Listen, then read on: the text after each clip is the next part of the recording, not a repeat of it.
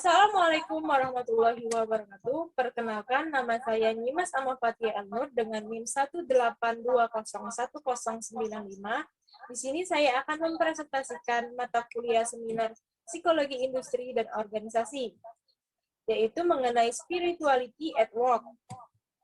Baiklah, langsung saja saya mulai presentasi saya pada hari ini. Yang pertama ada spirituality atau definisi dan konsep spiritualitas di tempat kerja. Yang kedua ada indikator atau indikator spiritualitas di tempat kerja. Yang ketiga ada dimension atau dimensi spiritualitas di tempat kerja.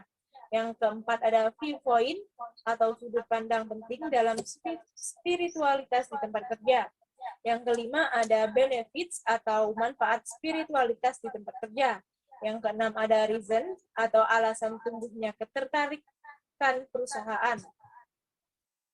Baiklah, yang pertama ada pengertian dari spiritualitas. Spiritualitas berasal dari bahasa Latin, yaitu dari kata spiritus. Kata dari bahasa Latin tersebut mempunyai makna nafas kehidupan. Kata spiritus memiliki persamaan makna dengan kata kebijaksanaan, kecerdasan, kemampuan untuk berpikir, dan jiwa atau kekuatan hidup untuk hidup non-fisik lainnya. Spiritualitas juga didefinisikan sebagai cara orang atau manusia dalam semua kekayaannya, hubungan pribadi manusia dengan orang transtip, hubungan antara manusia, dan cara mencapai peningkatan pribadi yang diimpikannya. Yang kedua ada pengertian atau definisi dari spiritualitas di tempat kerja. Spiritualitas di tempat kerja dapat diartikan bahwa tempat kerja sebagai tempat perkumpulan orang yang mempunyai kesatuan pemikiran dan semangat serta percaya bahwa meningkatnya kesemangatan merupakan inti dari meningkatnya suatu pemikiran. Semakin baik karyawan mampu bersemangat di dalam pekerjaannya, maka ide atau pemikiran individu akan lebih baik dan dapat mendorong tercapainya tujuan perusahaan.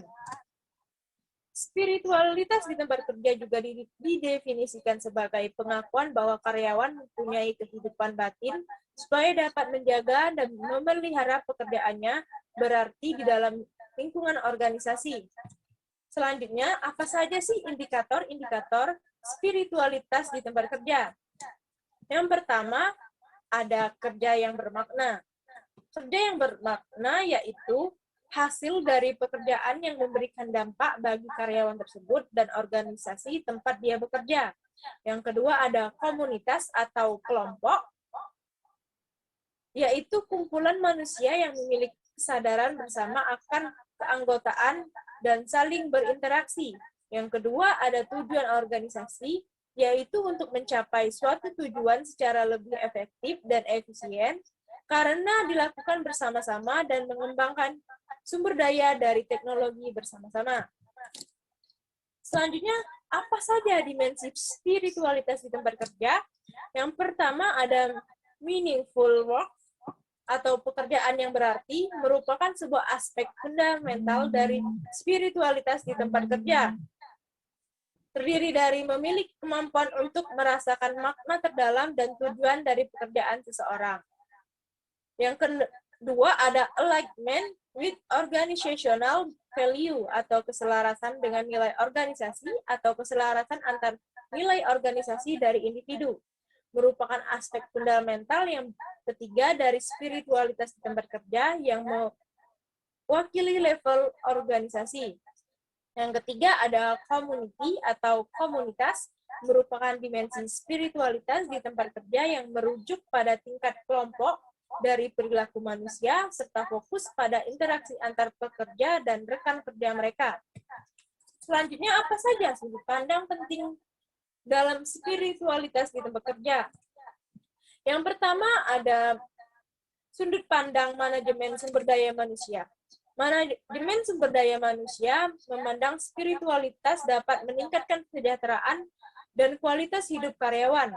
Yang kedua ada sudut pandang filosofis. Secara filosofis, spiritualitas akan memberikan karyawan perasaan terdalam tentang tujuan dan makna dalam pekerjaan. Yang kedua ada sudut pandang hubungan personal. Spiritualitas memberikan karyawan rasa keterikatan terhadap komunitas lingkungan kerja, loyalitas, dan rasa kepemilikan terhadap organisasi. Selanjutnya, saya akan menjelaskan manfaat spiritualitas di tempat kerja.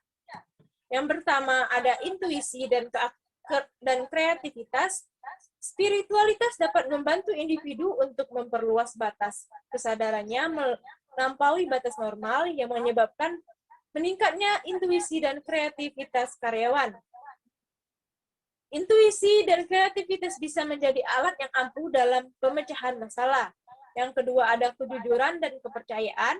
Kejujuran dan kepercayaan merupakan dua hal yang memiliki peran penting dalam kinerja organisasi untuk kedepannya.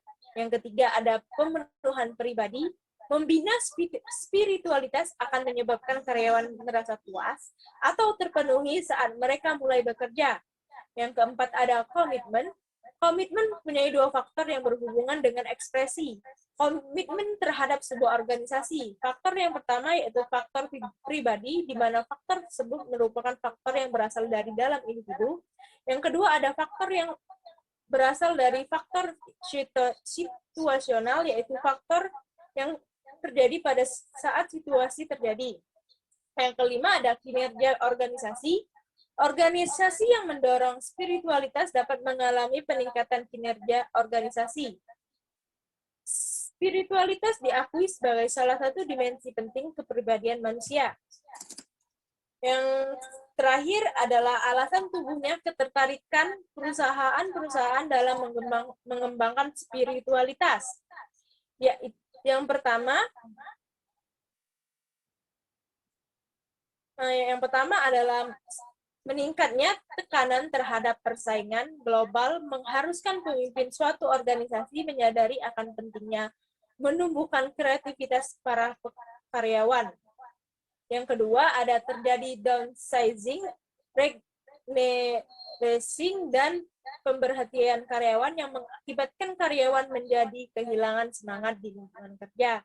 Yang ketiga, fakta bahwa tempat kerja berkembang menjadi komunitas utama bagi manusia. Yang keempat, meningkatkan akses dan keingintahuan filosofi timur. Yang kelima, pengembangan minat terhadap makna kehidupan kontemplatif. Baiklah, itu saja presentasi yang dapat saya sampaikan pada hari ini. Jika ada pertanyaan, boleh menghidupkan mic-nya atau via room chat.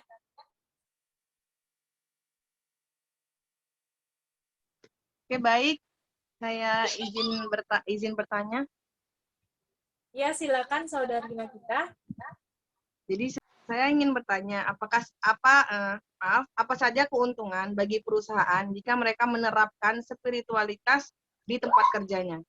Terima kasih. Baiklah, terima kasih atas pertanyaan Saudari Nagita Raihan Ramadhani. Di sini saya akan mencoba menjawab dengan kemampuan dan pengetahuan yang saya miliki.